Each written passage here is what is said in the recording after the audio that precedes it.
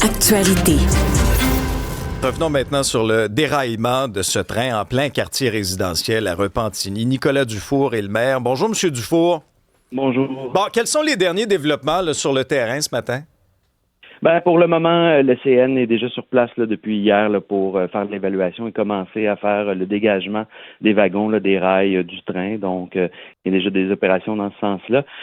Toujours même information qu'hier, pas de blessés, pas d'incidents graves, pas de dommages là, physiques outre mesure. Donc, les gens ont pu réintégrer leur domicile. Le courant avec Hydro-Québec a été réinitialisé hier. Donc, pour le moment, là, on est chanceux dans notre malchance. Ben oui, chanceux certains. Moi, je vois les images, encore une fois, là, du haut des airs avec un drone, de voir à quel point là, les wagons, on parle à peu près 45, très près même de la piste cyclable à certains endroits, très près des cours résidentiels.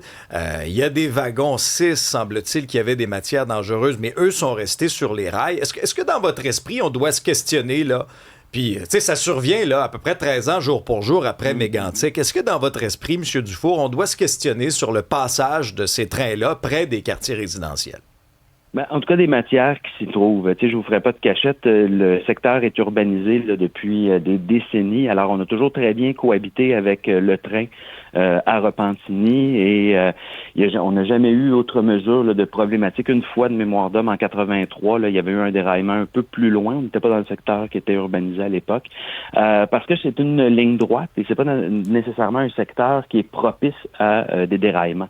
Donc, d'où l'étonnement et la surprise d'hier. Dieu merci, avec notre sécurité civile, là, on était prêt à interagir parce que on fait souvent des pratiques, des mises en situation. On utilise souvent ce type de scénario-là. Alors, on était capable de déployer rapidement là, nos équipes, mais ça n'a jamais vraiment été dans notre esprit que ça pourrait être une problématique à Repentigny. Je le réitère, c'est une ligne droite, les trains baissent leur vitesse, mais maintenant qu'on voit ce qui est arrivé, ben, c'est extrêmement préoccupant. Puis c'est sûr que suite à l'enquête, il y a des recommandations, puis que une des recommandations est soit d'interdire le passage de matériaux dangereux ou de faire une voie de contournement. Ben, on va mettre toute la pression nécessaire pour assurer la sécurité des citoyens de Repentigny. Mais vous, quand c'est arrivé hier, Monsieur le maire, là, avez-vous pensé à Mégantic? Ça a été quoi votre réaction?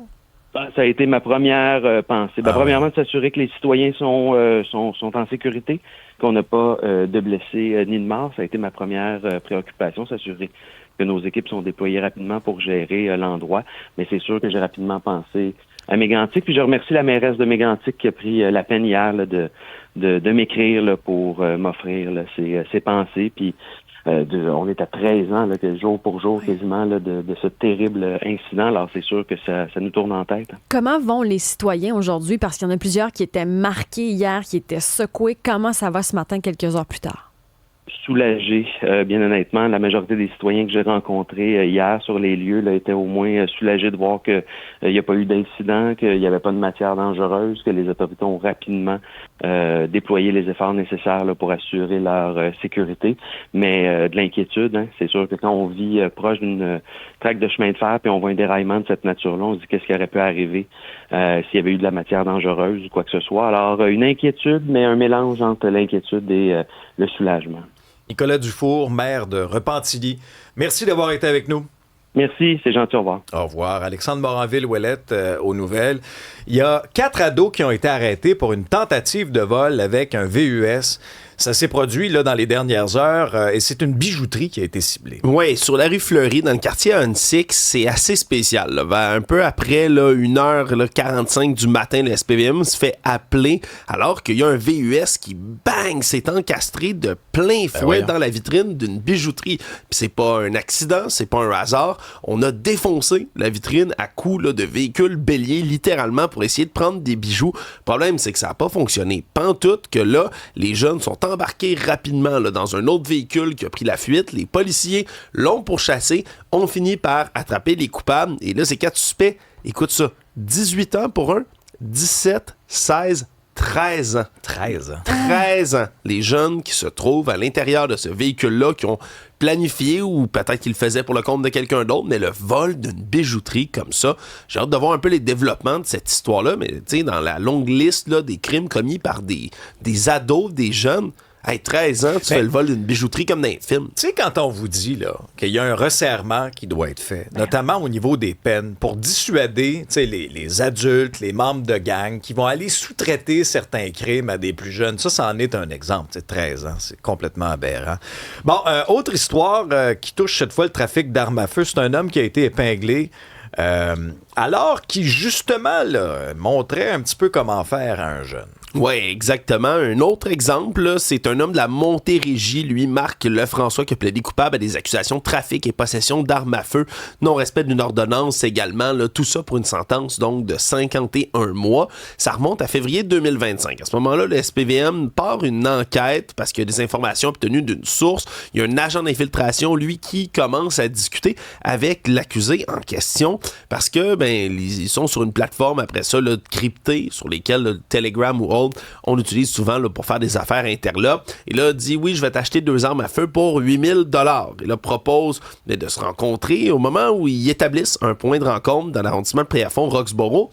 Le gars écrit à l'agent d'infiltration en disant « Hey, aujourd'hui, je suis accompagné d'un ado, fais pas le saut parce qu'il faut que je lui montre la job. » Et là, débarque. En formation. Exact. Comme un compagnon. Tiens. Débarque là-bas. Et là, le duo, exact, avec le mineur, c'est lui qui remet le contenant avec l'arme à feu, il donne les projectiles et tout. Puis à ce moment-là, 5 minutes plus tard, le groupe tactique d'intervention débarque et arrête les deux. Et là, c'est un autre exemple, comme on le dit, là, où on a un jeune qui se fait initier au monde interlope. Comme tu dis, c'est comme si c'était son stage là, d'aller trafiquer des armes à feu illégales. Avant d'avoir son diplôme. Mais lui, j'ai hâte de voir, ça va être quoi sa peine? C'est 51 mois. 51 mois. C'est pas. Tu t'amènes un jeune là dans un chemin de la criminalité, tu vas complètement changer sa trajectoire de vie. Il faut que ce soit exemplaire. Il faut que ces gens-là trempent dans leur culotte lorsqu'ils. Même que, tu sais, l'idée leur fait juste leur traverser l'esprit là, de vouloir impliquer un mineur dans ces affaires-là. Ça n'a aucun sens. Bon, scène culturelle, Isabelle, un documentaire québécois qui est présenté dans le New York Times. C'est pas rien depuis plus d'une semaine déjà. Son gigantes. Lo que ve ahí son molinos. Y lo que se mueve son las aspas. Son gigantes. Cuando llueve la pradera, comienzan a temblar. La Retaguardia, ceux qui restent. C'est un documentaire qui a été réalisé à Cuba, mais avant la méga crise qu'on connaît. Le but de ce documentaire-là, c'était de mettre la lumière sur ceux qui restent, parce qu'il y en a plein qui sont partis. Il y a autant de raisons que de gens qui sont partis. C'est Olivier Côté et Jean-François Bouchard qui ont rencontré 4 Cubains qui sont là et qui ont décidé de développer l'art comme acte de résistance. C'est complètement apolitique, mais eux autres, c'est une façon qu'ils ont trouvé pour garder la mémoire de génération en génération en se disant tout le monde quitte, ça va pas bien chez nous. Comment on peut faire pour continuer de raconter notre histoire? Donc, c'est la rencontre de ces 4 hommes et femmes, là, Devon, Thomas, Elefanto et Isra, qui sont racontés en 20 minutes. La seule critique qui leur a été faite avec ce documentaire-là, c'est de ne pas avoir été assez rough. C'est quasiment trop propre vu la réalité d'aujourd'hui. Okay. Vu le resserrement des États-Unis, les restrictions américaines, l'inflation, le manque d'eau, de nourriture, d'essence. Avec ce contexte-là, ça aggrave la condition à Cuba, mais ça nous donne quand même un portrait. Puis pour que le New York Times le publie, ça fait déjà une semaine. C'est un documentaire qui a été fait par des Québécois. Ça nous permet quand même d'avoir une lumière sur la réalité cubaine. Je trouve ça intéressant qu'aux États-Unis, on partage ce documentaire-là.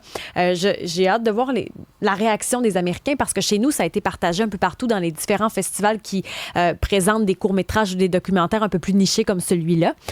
Donc, c'est pas rien quand même le travail des réalisateurs. Souvent, ça leur permet de propulser leur projet encore plus loin par la suite parce qu'au début, ça a été une série photo. Puis après ça, c'est devenu, on va inclure un cinéaste là-dedans. Puis le projet a porté fruit et peut-être qu'il y aura une suite par la suite à ça. C'est une belle vitrine, c'est clair.